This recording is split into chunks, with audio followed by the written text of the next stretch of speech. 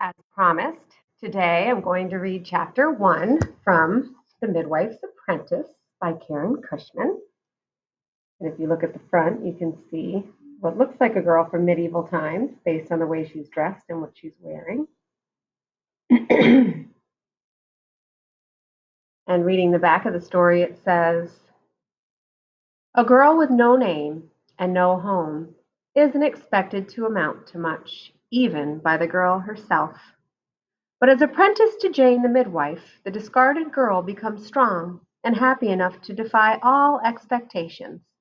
In this funny and heartwarming story, she gives herself a name and gains a cat, a purpose in life, and people who love her."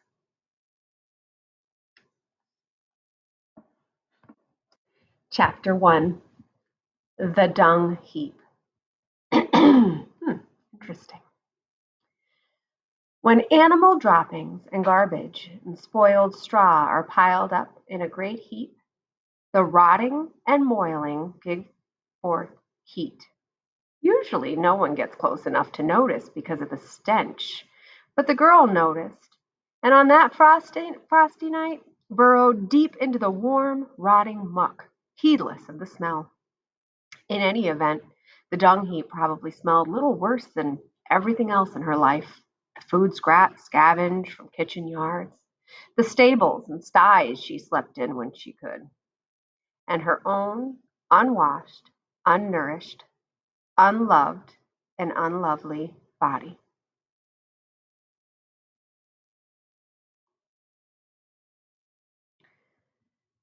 How old she was hard to say.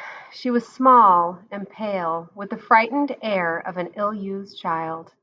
But her scrawny, underfed body did give off a hint of woman, so perhaps she was 12 or 13.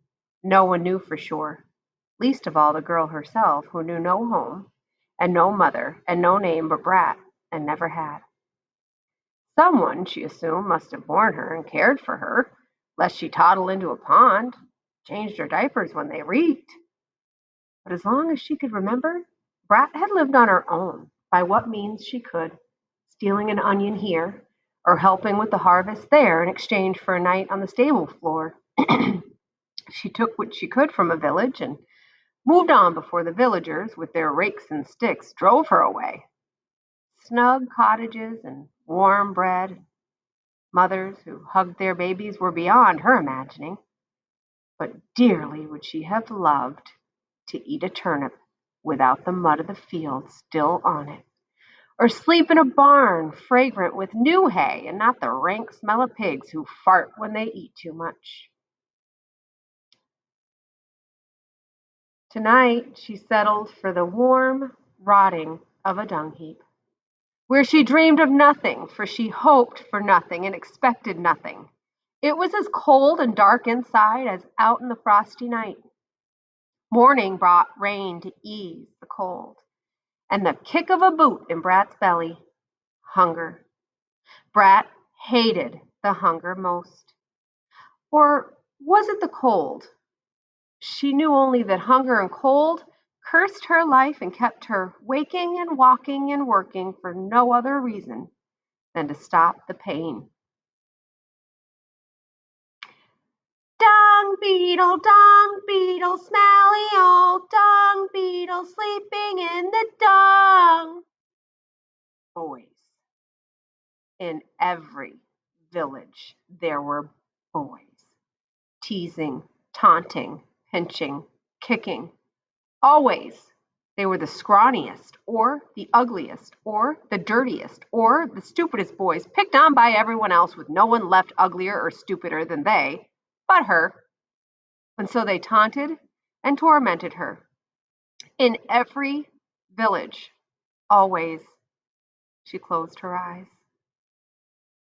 "Hey, boys, have off! You're mucking up the path in my new Spanish leather shoes. Away! And you, girl, are you alive or dead?" Brad opened one eye. A woman was there. A woman neither old nor young, but in between. Neither fat nor thin, but in between. An important-looking woman with a sharp nose and a sharp glance and a wimple starched into sharp pleats. "Good," said the woman. "You're not dead. No need to call the bailiff to can you off. Now, out of that heap and away." The fierce pain in her stomach made Brat bold.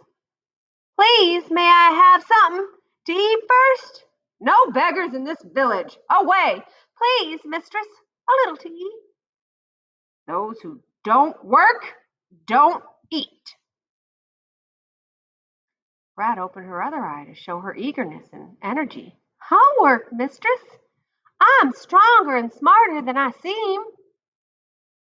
"Smart enough to use the heat from a dung heap, I see. What can you do?" "Anything, mistress, and I don't eat much." The woman's sharp nose smelled hunger, which she could use to her own greedy purpose. "Get up then, girl. You do put me in a mind of a dung beetle, burrowing in that heap. Get up, beetle, and I may yet find something for you to do." So Brat, newly christened Beetle, christened as named, got up, and the sharp lady found some work for her to do, and rewarded her with dry bread and a half a mug of sour ale, which tasted so sweet to the girl that she slept in the dung heap another night, hoping for more work and more bread on the morrow.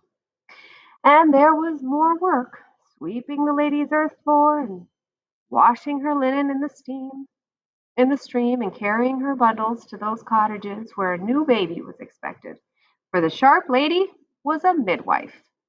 Beetle soon acquired a new name, the Midwife's Apprentice, and a place to sleep that smelled much better than a dung heap, though it was much less warm.